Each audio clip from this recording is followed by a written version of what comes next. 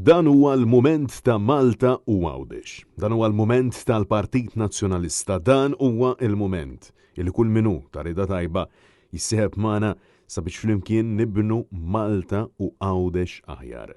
Sostna dan, il-kap il-ġdid tal-Partit Nazzjonalista Alex Borch kif akkumpanjat mill-partner tiegħu Sara Bajjada indirizza għall-ewwel darba bħala suċċessur ta' Bernard Grech lil-folla ta' partitarji li laqgħu is-sejħa tal-partit u nġabru biħġarhom fid-dar ċentrali tal-Partit Nazzjonalista.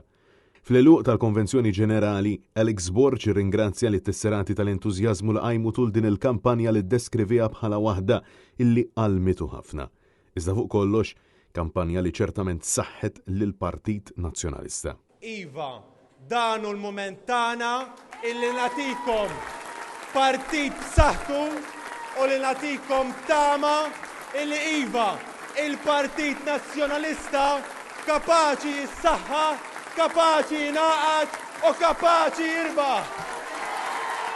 Il-kap tal-Partit Nazzjonalista saħaq il-poplu għaċċan għal tama u spjega illi kull min irid jaħdem għal Malta u Għawdex għandu jingħaqad mal-Partit Nazzjonalista kemm dawk illi b'xi mod ħassewhom imweġġa kif ukoll laburisti illi m'għadhomx jħossuhom parti mill-partit immexxi minn Robert Abela.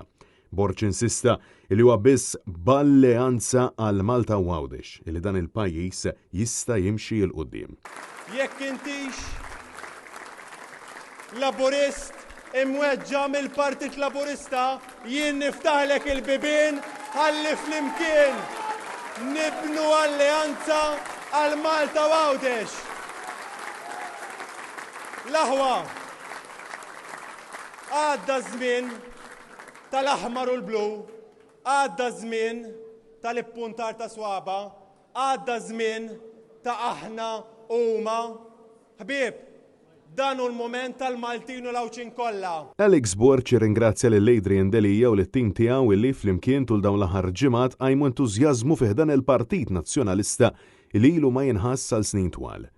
U insista li fil-waqt li l-Labor irid li l-Partit Nazzjonalista mifrut dan huwa l-kollox l-oppost kif il-ħadd il-partit sebaħ faqda waħda. Ser ninvolvi l-kulħadd u ser insaħħaħ u naqqat il-partit flimkien mal-grupp parlamentari kollu. U minn hawn il-weda tiegħi ser tkun illi ser naħdem spalla ma spalla ma' Adrian Delija u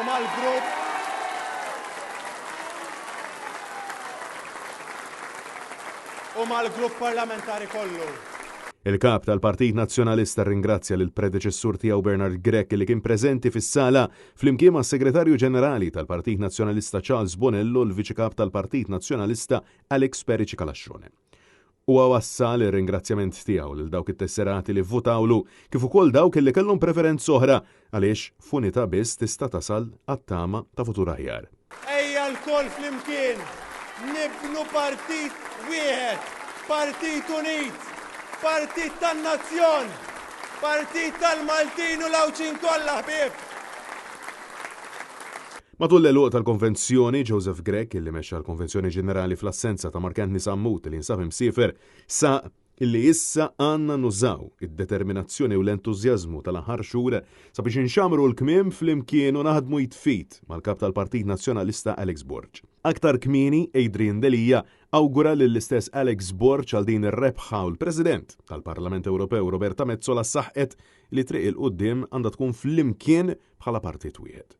Finalment, il-kap tal-Partit Nazzjonalista sostna illi l-poplu se jsibu miegħu fit-toroq, bib u dardar. Lili mhux se ssibuni hawn, imma se ssibuni fit-toroq tagħna, fid-djar tagħna, fil-pjazzett tagħna, man-negozji tagħna.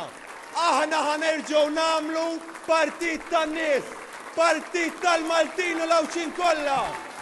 Ħbieb, viva Malta, viva Għawdex u viva l-Partit Nazzjonalista! Francesco Catania, Net News.